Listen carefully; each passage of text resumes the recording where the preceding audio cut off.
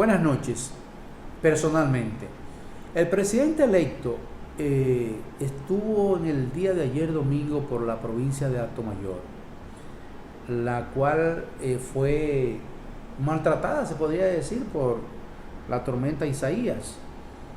Y Luis Abinader estuvo acompañado del doctor Mario Lama, quien es el director del Servicio Nacional de Salud, y del ingeniero de Línea Asunción, quien es también designado ministro de Obras Públicas y Comunicaciones, observando las deterioradas casas específicamente, y ya ese presupuesto complementario que anunció Luis Abinader, parte va a ir a un proyecto de reconstrucción habitacional, de mejoramiento de unas 30.000 viviendas.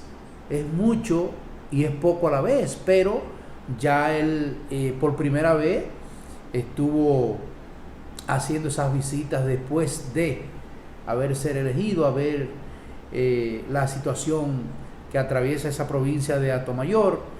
Sin lugar a duda dio declaraciones muy interesantes de que él va a continuar muchos proyectos que tengan impacto social y que hayan dejado pendiente las autoridades pasadas. Es una buena señal. Por ejemplo, el barrio Domingo Sabio, que es uno de los proyectos más importantes que tenía en carpeta el gobierno del presidente Danilo Medina Sánchez. No obstante así, dice Luis Abinader que constantemente va a tener una comunicación directa con todas las provincias para ver cuáles son las necesidades indispensables. Eso me sabe a mí a las visitas sorpresas del presidente de la República, Danilo Medina Sánchez. Aunque él lo haga de otra manera, pero es interesante que él tenga ese contacto directo con las provincias, porque así de antemano él sabe las cosas que están sucediendo. Ojalá que sea así, que periódicamente él vaya y visite, aunque no sea todos los domingos. Vamos a suponer que él cada 15 días visite 2 provincias para ver cuáles son los males que éstas están sintiéndose de que se le vaya a auxiliar. Pero sí es una buena noticia de que él haya dicho que va a visitar las provincias, y esos provincianos, como se dice, tienen que estar muy, muy alegres, porque muchos se estarían pensando si es verdad que Luis Abinader en la campaña decía que él no iba a hacer esas visitas sorpresas que hacía el presidente. Bueno, que lo haga de otra forma. Lo importante no es la forma, es el fondo. El fondo y la forma son 2 cosas diferentes. Lo más importante es el fondo. ¿Para qué él va a visitar esa provincia? Para resolver sus problemas.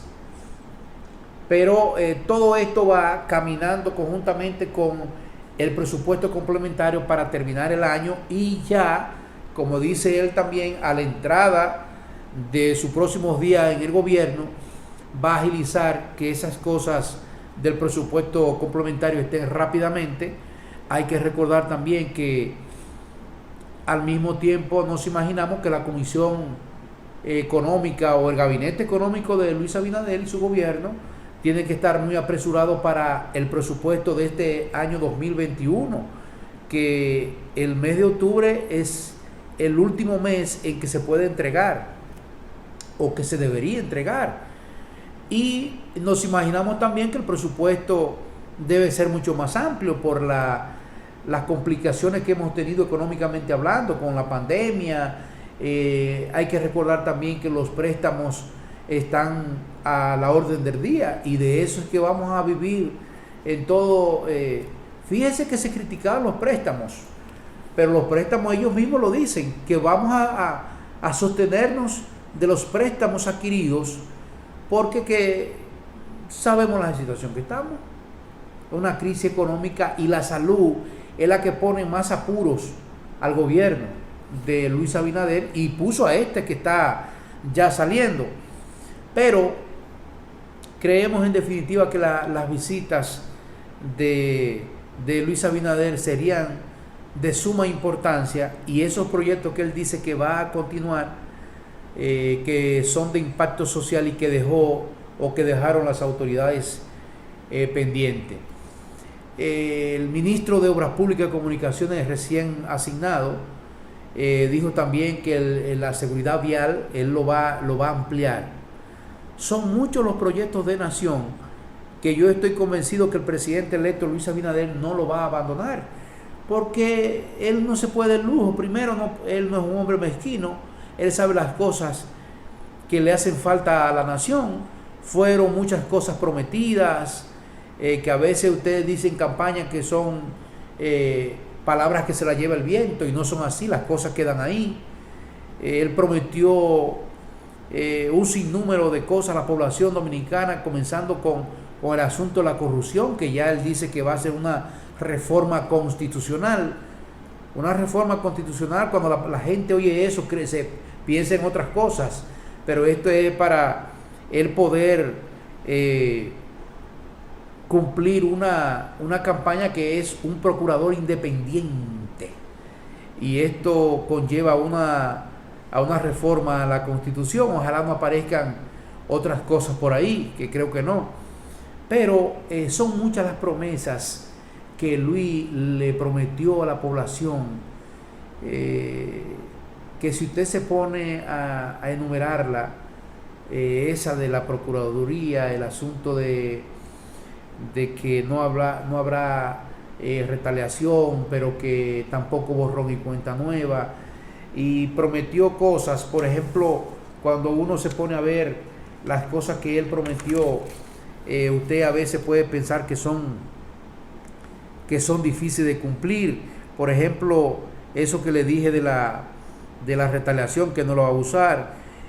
Fusionar muchas instituciones, por ejemplo 20 instituciones, entre ellas está la desgraciada la OISOE. Son unas 20, y nosotros hemos hablado constantemente de esto, que lo más delicado son los empleados que están ahí, que valen la pena, y empresas, por ejemplo en la OISOE constructora, de esas que se ganaron limpiamente una contrata, que no se vayan sin pagársela. La otra es, por ejemplo, los proyectos de unas 600,000 viviendas. Óigame, 600,000 empleos. Resolver el tránsito, que es uno de los problemas que tiene a la República Dominicana, específicamente a los capitaleños agobiados. Y todas esas promesas, para él cumplirlas, mire, son factibles, son posibles, pero en estos momentos no se le puede hablar a Luis Abinader de esos proyectos. 600,000 habitaciones. Recordemos que Gonzalo Castillo ofreció 100,000, y después se fue por 600,000 y 600,000 empleos. Y son cosas que son muy difíciles ahora mismo de cumplir. Usted puede pensar que él lo tiene en carpeta, que están haciendo los diseños para eso, buscando los terrenos, porque aquí se vive de las carencias habitacionales, pero la escasez de los recursos económicos le impiden a él que hable de eso inmediatamente. Ahora mismo lo que nosotros estamos enfrascados es en el asunto del virus, y esto conlleva un asunto de muchos recursos económicos. Esos 600,000 empleos, sabemos que las empresas medianas y pequeñas, alrededor de unas 10,000, tienen 800,000 empleados en su casa. Y entonces, si usted le complementa con las 20 instituciones que hay que fusionar, se van a ir unos cuantos miles de empleados, y entonces haría la suma de 1,000,000 y algo, y eso es muy delicado.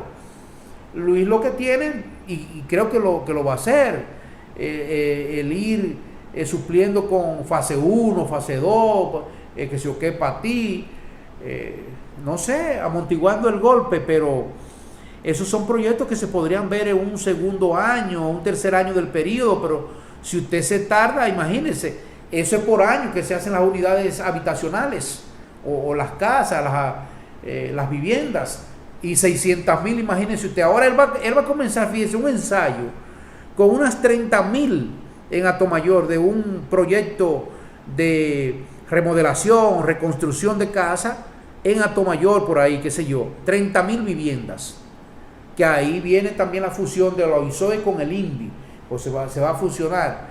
Y si le hablamos de los proyectos, los megaproyectos de construcción de carreteras y todas esas cosas que él prometió en la campaña, eso hay que dejarlo para después, pero también ese después implica mucho, porque es el tiempo. Él tiene que, como decimos, salir del Congreso y comenzar, pero son los recursos económicos. Entonces los recursos económicos y los proyectos van con el tiempo, son cosas paralelas. La que yo veo inmediata son el asunto del procurador. Reforma a la Constitución, un procurador, como usted quiera, independiente. Esa es la que yo veo más factible y rápido. Y el asunto del presupuesto complementario, que se pueda hacer una cosa aquí, una cosa allá. Eso es lo que... Y la otra es el asunto de la disminución, o no la disminución, sino de los gastos, tratar de ser eficiente en cuáles son las cosas que se va a invertir mínimamente hablando, pero es un asunto complejo, asunto muy complejo que tiene el presidente electo Luis Rodolfo Abinader y Corona, muy complejo, pero hay que ser perseverante, hay que ser optimista. Son dos sectores que pueden ayudar a la República Dominicana. Imagínense lo que siempre han ayudado económicamente hablando, las remesas, y usted sabe cómo eso está del otro lado, el asunto del sector turismo, que usted sabe lo que le ha provocado el virus a ese sector. Son muchas las cosas. Entonces, como decíamos al inicio del programa, viviremos de los préstamos, de lo que se ha criticado mucho, pero eso es lo que hay. Entonces también tenemos que ir corriendo rápido con la producción nacional, porque si tiramos eso al olvido, tendríamos que importar, y para importar hay que buscar dólares. Son muchas cosas complejas, pero hay que ir resolviendo en el camino con todo el cuidado que hay que tener con la gente. Mucho cuidado, y no temo a decirlo, le tenemos mucho temor a la palabra austeridad. A Luis que no se mete en eso, que siga trabajando y que no... Bueno, cuidar los gastos, habrán pocas inversiones sociales, una que otra, pero no mencionar esa palabra, sino que el gasto, saber en qué, pero no mencionar, pues esa palabra como que no sé, no me gusta, de que un año de austeridad, no, año de austeridad, no. Usted sigue trabajando y que se haga lo mejor posible de las cosas que pudieran hacerse en favor de los dominicanos. Mire, se le estaba criticando que la semana recién pasada el presidente de la República recibiera el CONEC. El CONEC, que es parte, el CONEC es parte fundamental de la sociedad. El CONEC aquí y el CONEC por el otro lado son los socios de los gobiernos, los empresarios, las empresas privadas son los socios de los gobiernos, son los creadores de empleos. Y si fuera el presidente Danilo, cuando se vaya Luis Abinader, lo van a visitar también. Ellos dicen por el buen comportamiento para con ellos, del gobierno, del presidente. Bueno, una mancuerna hubo ahí, una mancuerna, fueron a agradecerle, a despedirlo, y así van a seguir despidiendo, porque los empresarios, uno dice, bueno, ellos se benefician, ellos roban, ellos evaden impuestos, ellos son los creadores de empleos, ellos son los socios de los gobiernos. Sin esa mancuerna no podría darse nada. Es decir que donde quiera se cuecen habas. Hay que olvidarse de eso. Y no de que rostrarle al CONEC que fue a visitar al presidente. Olvídese, los empresarios privados son los socios de los gobiernos. aquí, allá y acullá. Es así, ¿eh?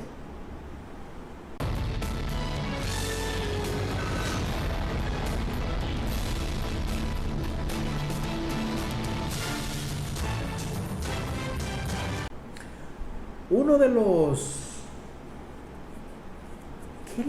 ¿Cómo le entro a eso? Uno de los inconvenientes, uno más, pero creo que el más importante, uno de los más importantes, la educación. Lo esencial del ser humano. Que la alimentación, sí, es verdad, pero sin educación, sin educación usted no puede, puede vivir, obviamente, pero ¿cómo usted deja una nación en vía de desarrollo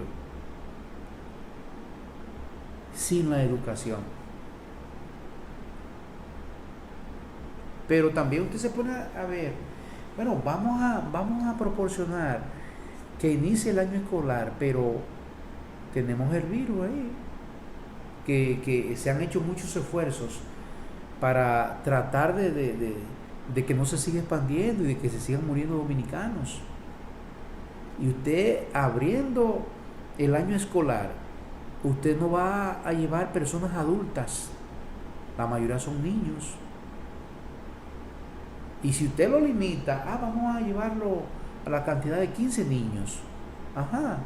Y esas aulas están ahí para usted, ponga 15 aquí, 15 allí. Es muy delicado. Tanto llevarlos como cerrar el año escolar también. Porque si usted cierra, esos niños van a estar en sus casas sin la educación. Y los padres no van a estar ahí tampoco. Es verdad que las raciones alimenticias van a llegar, porque va a ser una especie de la continuidad del ministro, de este ministerio, del ministro, de este gobierno. Va a continuar porque eso no se puede quedar. Pero es la educación. Y muchos dicen que vamos a suspenderla para el año, pero solamente usted pensar, vamos a suspenderla y vamos a durar esos meses sin educar a los niños. Pero entonces tiene el contraste del asunto de la asistencia de esos niños también ahí con las enfermedades. Y dice el ministro recién asignado, Roberto Furcal, que él se ha reunido con muchas comisiones, con todos, con los habidos y por haber, buscando una salida de cómo iniciar el año escolar y de que no haya inconveniente y que no venga a valer más la sal que el chivo.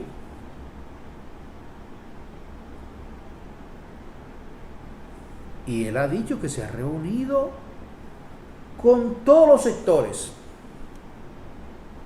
que es importante esto. Y de todas esas consultas que él ha hecho, entonces vendría la conclusión de qué se va a hacer. Yo lo veo hablando con mucho optimismo, que debe ser así, porque usted lo que tiene que buscar es una salida positiva a esto. Pero cuando usted se pone a pensar, bueno, 20 o 25 niños juntos, óigame, los profesores, pero que entonces si lo hacemos virtual, pero que no hay la capacidad, la tecnología. Ya se está hablando de Indotel, de las empresas telefónicas, de los ayuntamientos. Él habló para instalar, porque siempre se ha hablado, para instalar el asunto del internet por todos esos lados, pero que los ayuntamientos le exigen a las empresas telefónicas los impuestos.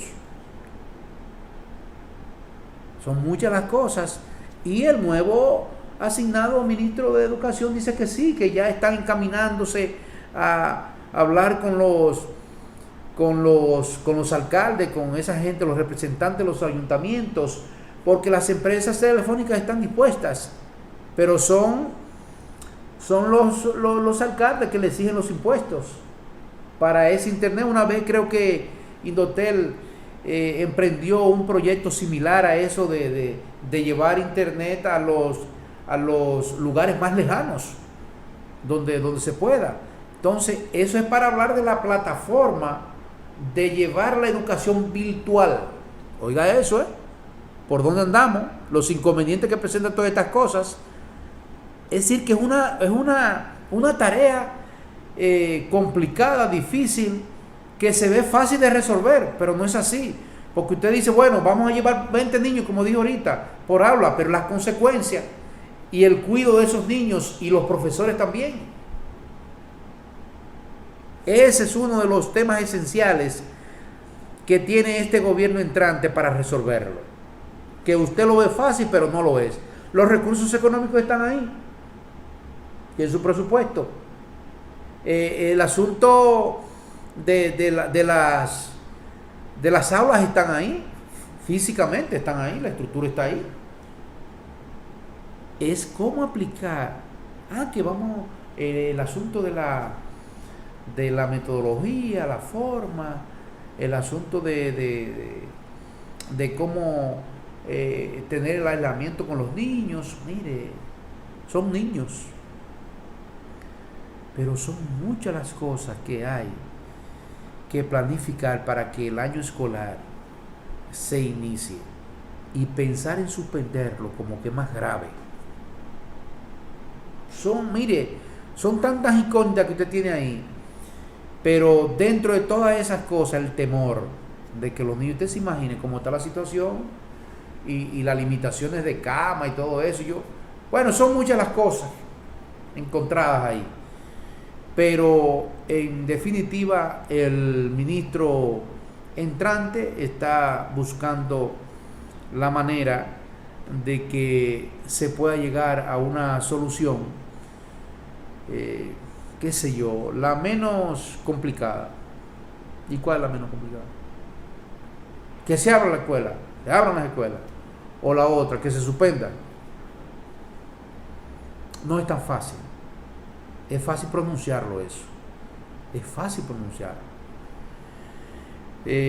Ojalá que las consultas que haya hecho o que ha hecho Roberto Fulcar con todos los sectores, no solamente con los sectores que tienen que ver con el asunto público, sino con los colegios privados también. Con los colegios privados. Es verdad que el Ministerio de Educación no tiene nada que ver con el asunto de los gastos de que pagan los padres a los colegios privados, pero sí con la docencia, el inicio y todas esas cosas, cómo hacerlo. Pero esperanzado en que las cosas puedan salir bien por ahí. Ojalá. Miren, nosotros todos estos días, todos, en los dos programas, hemos hablado de muchas instituciones, pero nos hemos enfocado en dos específicamente, que son, qué sé yo, piezas clave para el desarrollo y lo económico de este país: aduana y Banco de Reserva. Banco de Reserva es el banco más grande que hay aquí. No es el más exitoso, no, pero es el más grande. Entonces, al Banco de Reserva le dieron que tantos pergaminos y reconocimiento ahora, como 10 o 11 o 12, que europeo, que el pergamino más importante que debe tener el Banco de Reservas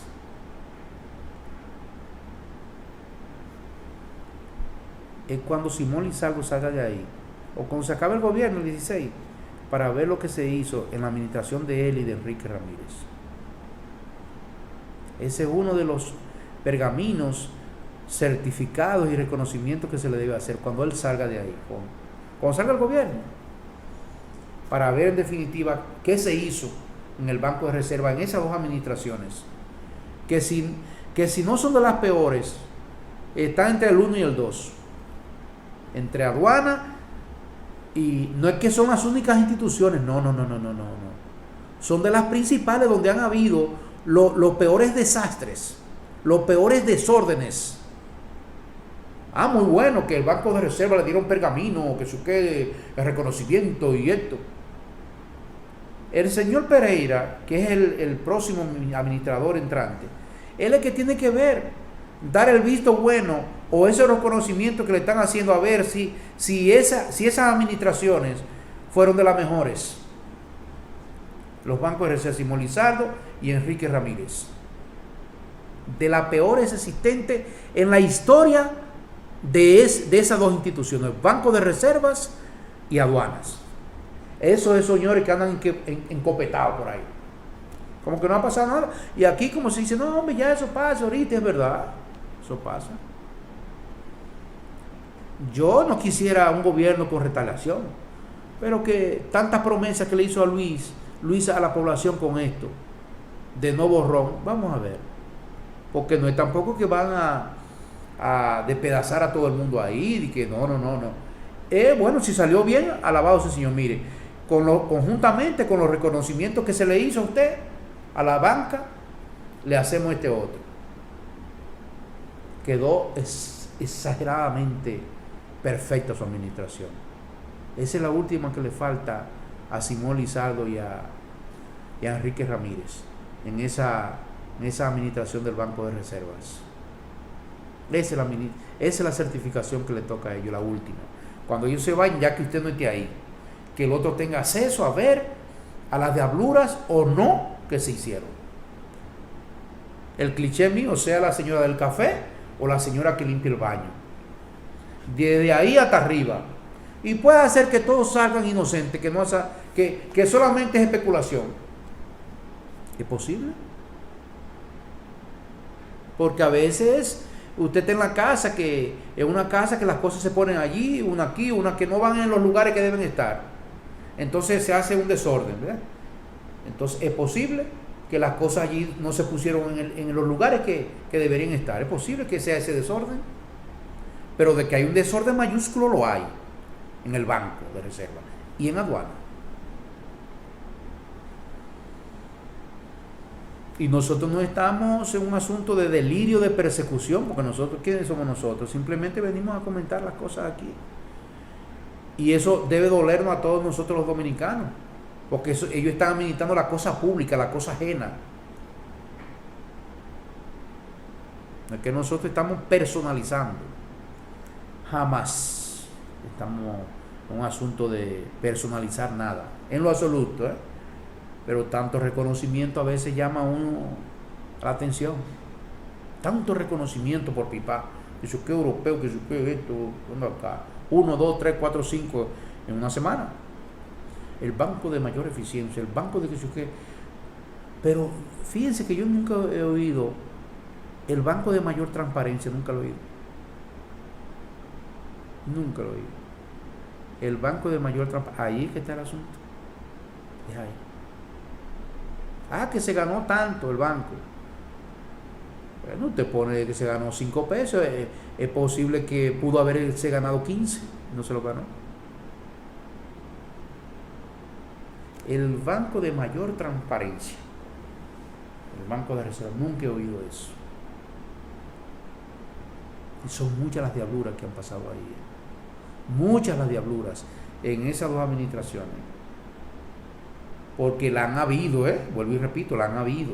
Pero usted lo pone en concurso con 2 papelitos. Y si no son el 1 es el 2. Porque usted no puede coger una institución para usted, sus amigos y su familia. Eso es lo correcto, porque no se debe hacer. Pero ahí están ellos. Y tienen la dicha de entre 11 o 12 millones de gente que hay aquí, de tener posiciones privilegiadas. Te quito el Banco de Reserva y te llevo para aduana. Y Simón, que ha tenido las mejores posiciones en el tren gubernamental en este país. Simón Lizardo. Bueno, a quien Dios se lo dio San Pedro de Macorís. A quien Dios se lo dio San Pedro de Macorís.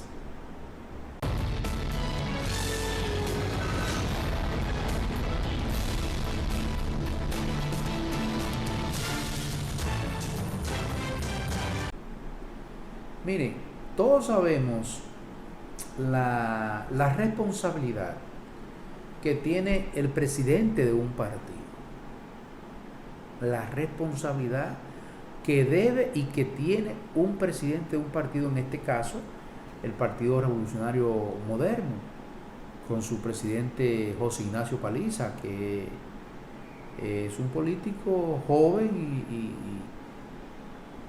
es preparado, hay que decirlo, pero es respondón.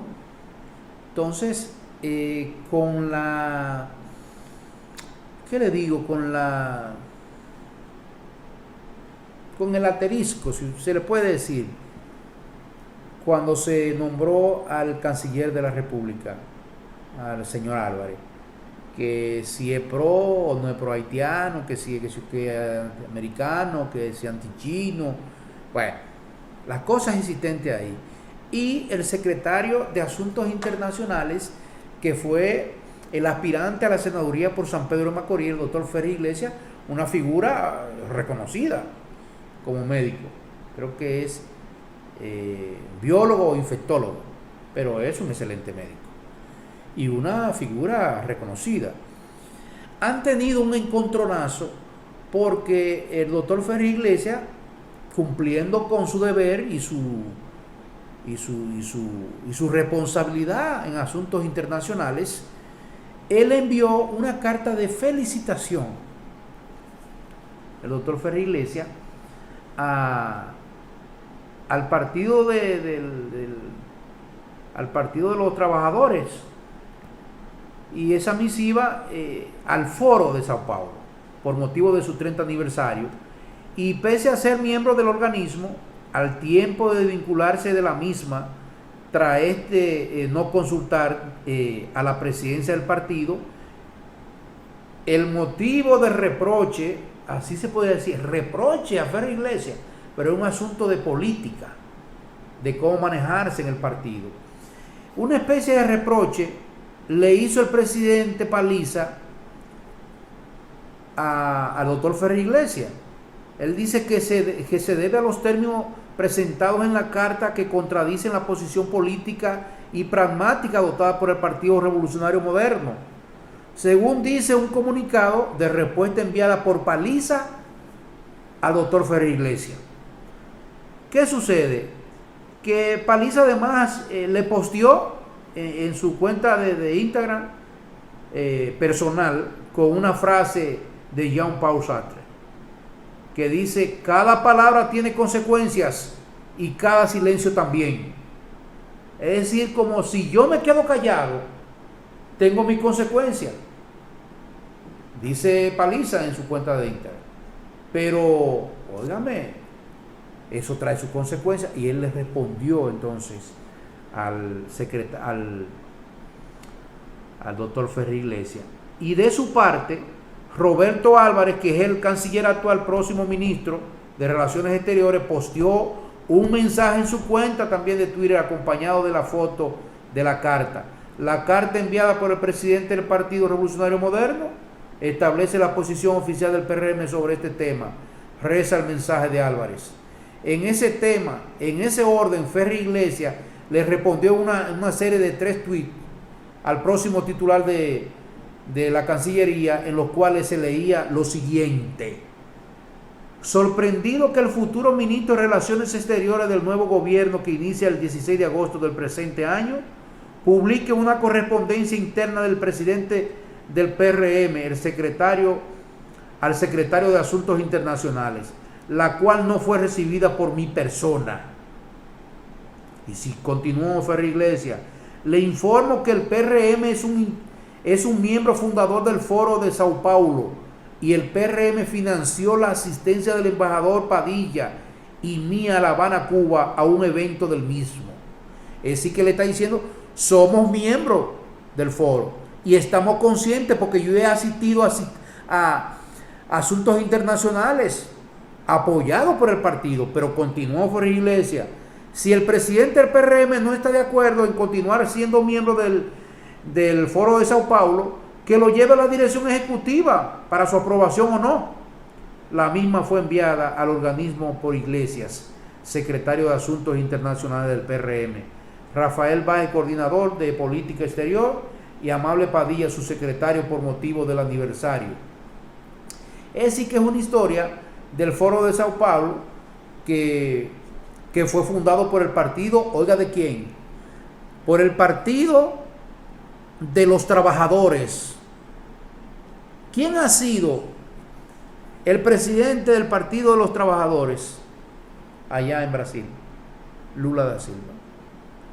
Y ustedes saben que ahí es que yo creo que está la musiquita del presidente del partido, José Ignacio Paliza, de verse involucrado en el Partido de los Trabajadores, y es Lula da Silva, el presidente que ha traído la descomposición del asunto de Odebrecht, donde está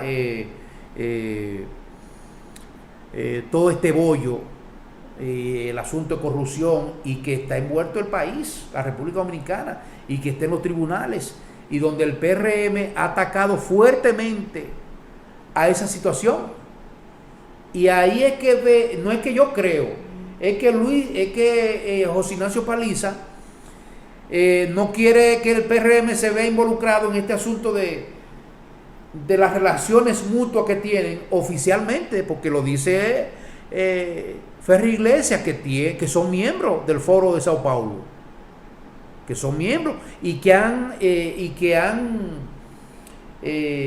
participado en actividades en Cuba, apoyado por el PRM. Entonces, José Ignacio Paliza lo que está metido en eso. Oye, es el Partido de los Trabajadores, donde está Lula da Silva, donde está ahora mismo cuestionado y sometido a la justicia, ha estado preso. Y de ahí es que comienza el asunto de Odebrecht, con el lío de Lula da Silva y la descomposición con el asunto de la corrupción. Es ahí que está el asunto. Pero entonces está metido Ferry Iglesias, el canciller próximo, el señor Álvarez, que también como que le tira su vaina, publica la carta enviada por Paliza a Ferry Iglesias y dice: esa carta a mí no me ha llegado en lo personal, vamos a tratar eso en asuntos internos del partido. Pero ahí es que está el asunto de estas cartas, ese dimes y diretes, esta respuesta con preguntas, el asunto del Foro de Sao Paulo, donde el PRM es socio o miembro de esa, donde está el Partido de los Trabajadores, y está Lula da Silva condenado o preso o sacado, Dilma Rousseff también metida en el bollo, y toda la región.